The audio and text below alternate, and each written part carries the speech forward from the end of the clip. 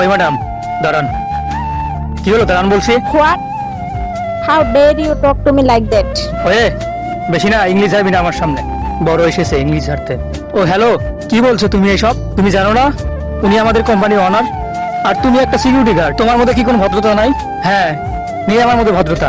দেখো ওকে, কোনোদিন আমার সাথে তুই করে কথা বলিনি, আজ দেখো কেমন অভদ্রতার মতো কথা বলছে আমার সামনে। হ্যাঁ ম্যাডাম, তাই তো দেখছি কত অভদ্রের মতো কথা বলছে। এই কোম্পানিতে এত সিকিউরিটি গার্ড আছে, কিন্তু এরকম ব্যবহার কেউ কোনোদিন করেনি আপনার সাথে। আর ও তো খুব ভালো ছিল, আগে তো কখনো এরকম ব্যবহার করেনি। জানি না আজকে ওর কি হয়েছে, আগে যা হওয়ার ছিল তা হয়ে গেছে। তুই এক্ষুনি আমার চোখের সামনে দিয়ে বেরিয়ে যা, আজকের পর থেকে তোকে যেন আমি এখানে আর না দেখি। হ্যাঁ হ্যাঁ, চলে যাচ্ছি। ম্যাডাম, আপনি একদম ঠিক কাজ করেছেন, ওকে কোম্পানি থেকে বার করে দিয়েছেন। যদি সব এমপ্লয়িরা জানতে পারতো ও আপনার সাথে তুই তাগারি করে কথা বলেছে আর আপনাকে অসম্মান করে, তাহলে কেউ আপনাকে সম্মান করতো না। ঠিক বলেছো তুমি রনিত।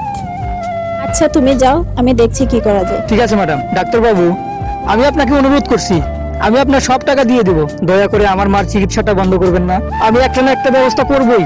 হ্যাঁ হ্যাঁ ডাক্তারবাবু, আমি আপনার কাছে সন্ধ্যের মধ্যেই পৌঁছে যাব।